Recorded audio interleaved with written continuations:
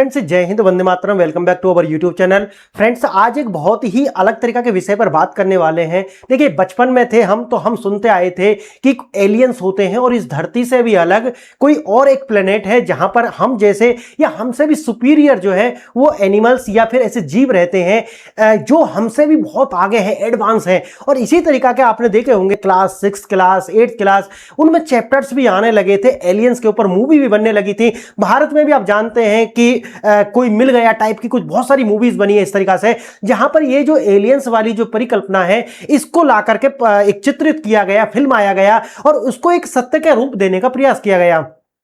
लेकिन आप जानते हैं इसका पहले नाम हुआ करता था यूएफओ, अनआइडेंटिफाइड फॉरेन ऑब्जेक्ट्स। लेकिन अब भारत बाद में आकर के यूएसए के द्वारा इसका नाम जो है यूएपी कर दिया गया। आज हम इसी की बात करेंगे और मैं आज आपको बताने वाला हूं कि वास्तव में ना तो कभी कोई एलियंस थे और ना ही हो सकते हैं। और ये सारा का सारा कार्य है ये सिर्फ और सिर्फ अमेरिका के द्वारा अपनी छवि बचाने के लिए। और जब भी कोई ऐसा वाटरसाइड मूवमेंट आएगा जहां अमेरिका की छवि खराब हो सकती है, उससे पूरी दुनिया का जो दिमाग है उसको डाइवर्ट करने के लिए एक ऐसी थ्योरी गढ़ी गई जिसको उन्होंने यूएपी या यूएफओ या फिर एलियंस का नाम देना शुरू कर दिया। देखिए, ये सारी की सारी कहानी आप जानते हैं कब से शुरू होती है। सेकेंड वर्ल्ड वॉर के बाद से आप जानते हैं कि पूरी दुनिया के अंदर जो 1-to-1 वार था वो तो खत्म हो जाता है, लेकिन एक युद्ध अलग तरीका से शुरू हो जाता है जिसका नाम कोल्ड वॉर दिया जाता है, यानी कि शीत युद्ध नाम उसका दिया जाता है। ये जो शीत युद्ध था ये डायरेक्ट 1-to-1 युद्ध नहीं था, लेकिन एक साइकोलॉजिकल वारफेयर था जहां पर दो शक्तियां ऐसी थीं जो अपने आप को सुपीरियर दिखाना चाहती थीं। और उसका कारण यह था कि अगर हम सुपीरियर हैं तो पूरी दुनिया के अधिकांश देश हमारी आइडियोलॉजी से चलने चाहिए। यानी कि यह युद्ध था आइडियोलॉजिकल वॉरफेयर। यानी कि आइडियोलॉजिकल वॉरफेयर के अंदर एक धड़े के अंदर आप जानते हैं कौन था। एक धड़े के अंदर था यूएसएसआर, दूसरे धड़े के अंदर था यूएसए। इसका मतलब है कि ये दो पावर यानी कि दो पावर बन गए। एक तो बन गया ये फर्स्ट और ये बन गया सेकंड, यानी कि ये दोनों के दोनों फर्स्ट कंट्री थे, यानी कि पहली दुनिया के देश थे। और इन दोनों में एक होड़ लग गई कि इन्होंने कहा कि हम पूरी दुनिया को कम्युनिस्ट बना देंगे, हम साम्यवादी बना देंगे। और इन्होंने कहा कि नहीं, ये पूरी की पूरी दुनिया साम्यवाद से चल ही नहीं सकती, ये दुनिया चलेगी पूंजीवाद यानी कि कैपिटलिज्म से चलेगी। अब होता क्या है, अब होता यह है कि यूएसएसआर के द्वारा पूरी दुनिया के अंदर ये जो साम्यवाद है इसको पुश करना शुरू कर देते हैं। आप देखिए, चाइना उस समय तक आप जानते हैं कि चाइना के अंदर जो गृह युद्ध था, सिविल वार, उस समय तक वो चल ही रहा था। और आप जानते हैं कि वहां के जो शन्यात सेन है और दूसरे जो थे वो माओ जेडोंग, उनके बीच में गृह युद्ध था और बहुत एक चरम पर था। उसी के साथ साथ आप जानते हैं कि दुनिया में एक नई तरीका से यानी कि जो कोरियन पेनिनसुला था उसके अंदर भी नॉर्थ कोरिया और साउथ कोरिया। दूसरी ओर आप देख रहे होंगे कि उधर अमेरिका की ही जड़ में आप जानते हैं क्यूबा को लेकर के भी कि क्यूबा जो है उसको साम्यवादी बना दिया गया और उसके ऊपर इसी यूएसएसआर का प्रभाव था। इसको लेकर के अमेरिका चिंतित हुआ। और आप जानते होंगे कि वियतनाम युद्ध में अमेरिका के जाने का जो मुख्य कारण था वो यही था कि हमें इसको क्या नहीं बनने देना है, एक साम्यवादी कंट्री नहीं बनने देना है, यानी कि इसको साम्यवादी कंट्री नहीं बनने देना है। इसीलिए यूएसए जाता है वियतनाम वार में। और आपको पता होगा कि यूएसएसआर का अफगानिस्तान वार में आने का एक ही कारण था, वो था कि हमें अफगानिस्तान को कैपिटलिस्ट नहीं बनने देना, यानी कि पूंजीवाद नहीं बनने देना है या इस आइडियोलॉजी के प्रभाव में नहीं आने देना है। और यही दोनों के लिए आप जानते हैं कि वियतनाम युद्ध में अमेरिका की हार होती है और अफगानिस्तान के वार में यूएसएसआर की हार होती है। और यूएसएसआर इस हार को झेल नहीं पाता और टूट करके बहुत सारे भागों में विखंडित हो जाता है। किर्गिस्तान हो या कजाकिस्तान हो या आप देख रहे हैं अभी यूक्रेन हो, इस तरीका के बेलारूस हो, बहुत सारे कंट्रीज वो बढ़ जाता है और वे बन जाता है जो बड़ा भाग है उसको आज हम कहते हैं रसिया यानी कि रूस। और अमेरिका इससे इतना कमजोर हो जाता है वियतनाम वार से कि अमेरिका अपने आप को ये जो बॉन्ड यानी कि जो डॉलर है इसको अपनी जो गोल्ड बॉन्ड है इससे अलग कर लेता है और अब गोल्ड से अलग करके इसको पेट्रो डॉलर में बदल देता है। 1971 में आप जानते हैं इनके राष्ट्रपति थे निक्सन। और उसी समय आप देखेंगे कि यूएसएसआर जो है ये इनका जो है विभाजन होता है आप 1991 के अंदर, कब 1991 में। और इनके राष्ट्रपति थे गुर्शचोव यानी खुर्शचोव जो थे इनके राष्ट्रपति थे। अब देखिए, ये दोनों देश इसी लड़ाई के अंदर, ये जो कोल्ड वार है इसके अंदर ना सिर्फ ये लड़ाई हो रही थी, ये तो आपको सामने दिख रही थी कि हाँ ये देश एक दूसरे देशों के अंदर जाकर के अपनी आइडियोलॉजी थोपने के लिए अपनी लड़ाई लड़ रहे हैं। लेकिन पीछे एक और लड़ाई हो रही थी,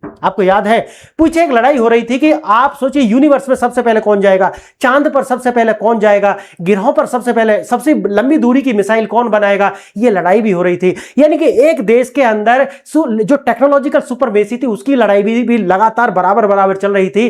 और अब याद रखिए कि अब जो यूएसएसआर था, यानी कि जो रशिया यूएसएसआर था या फिर बाद में रशिया भी बन गया, तो ये जो राइवलरी है वो खत्म नहीं हुई।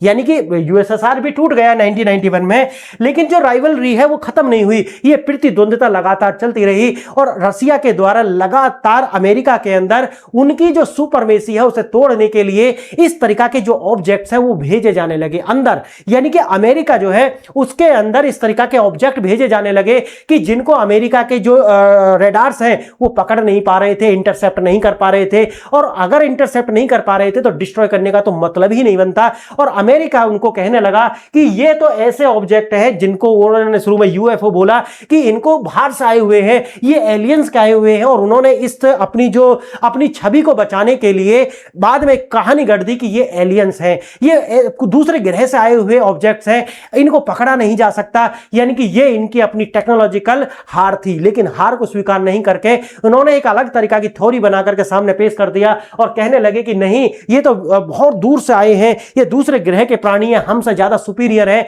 इसीलिए इनको पकड़ा नहीं जा सकता। तो देखिए यहां पर सबसे बड़ी चीज क्या आती है, सबसे बड़ी बात आती है कि यहां पर अमेरिका अपनी छवि बचा रहा था। अब बाद में देखिए ये तो छवि बचा गया, अब आप कहोगे कि बाद में तो देखिए सर बहुत ज्यादा टेक्नोलॉजिकल एवोल्यूशन भी हुआ है अमेरिका का, तो क्या अमेरिका को नहीं पता? अमेरिका को तो पहले दिन से ही पता था। उनकी जो उनके द्वारा जो पोर्टल भी बनाए गए हैं, जैसे आप जानते हैं PURSU परशु नाम का जो पोर्टल बनाए गए, उनके बाद में अमेरिका की जो एजेंसीज हैं उन्हें पता था कि ये ऑब्जेक्ट और कुछ नहीं है, ये रसिया के द्वारा भेजे जा रहे हैं। समझिए मेरी बात। लेकिन वो कुछ कर नहीं पा रहे थे, अब यहां से सबसे बड़ी समस्या क्या होती है, अब अमेरिका को शुरू में मजबूरी में शुरू किया था, बाद में मजा आने लगा। जैसे अब अमेरिका के अंदर कोई भी तरीका, किसी भी तरीका का एक बड़ा कोई इवेंट होती है जिससे अमेरिका की छवि खराब हो सकती है, जैसे कि एपिस्टीन फाइल आप जानते हैं कि अमेरिका के जितने भी राष्ट्रपति हैं लगभग सभी के नाम उनमें शामिल हैं, है ना। और कोई फाइल का कोई चिट्टा नहीं है कि कोई बहुत सारी फाइल एक साथ है, नहीं। वो जो पूरी की पूरी जो ये जो वीडियोस है, जो डेटा है, उनके अंदर अमेरिका के जो राष्ट्रपति हैं, अमेरिका के जो इन्फ्लुएंसर्स हैं, अमेरिका के ये जो डिप्लोमेट्स हैं, उनके नाम है, उनकी वीडियोस हैं। अब अमेरिका की छवि खराब ना हो, इसीलिए उन्होंने फिर दोबारा से यही जो एलियंस वाला जो मुद्दा है वो दुनिया के सामने ला करके रख दिया। और इन्होंने बहुत सारी जो फाइल है वो खोल दी है। अमेरिका ने फाइल्स का किया खुलासा। अब पूरी दुनिया के अंदर छवि पहले से बनी हुई है कि हाँ भाई एलियंस होते हैं, यूएफओज होते हैं। उन्होंने नाम भी बदल दिया, यूएपी नाम कर दिया इनका। तो देखिए ये कुछ भी नहीं है, ये शुद्ध रूप से एक तरीका से अमेरिका की छवि बचाने के लिए एक प्रोपोगेंडा है, और इससे ज्यादा कुछ भी नहीं है, इससे ज्यादा।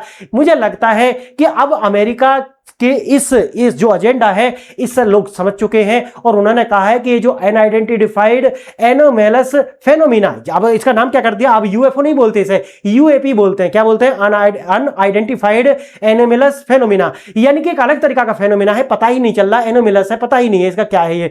तो देखिए फ्रेंड्स, इन्हें सब पता है, लेकिन एक छवि बनाई हुई है, और उन्होंने कह दिया है कि देखिए जब भी कभी कोई ऐसा मामला आएगा जहां अमेरिका की छवि खत्म होने वाली होगी, वहां पर हम इसी तरीका की फाइल्स रिलीज करेंगे। और फिर जो महत्वपूर्ण खबर है, क्योंकि देखिए समाज के अंदर जो हमारे अवचेतन मन में है वो सबसे पहले एलियंस है, ना कि एपिस्टीन है। तो जो पहली खबर हमारे मन में है और उस पर कोई नया डेवलपमेंट या नई खबर आती है, तो हमें रिकॉल कौन सी खबर होगी पहले, एपिस्टीन या फिर यूएफओ? सीधी सी बात है, यूएफओ।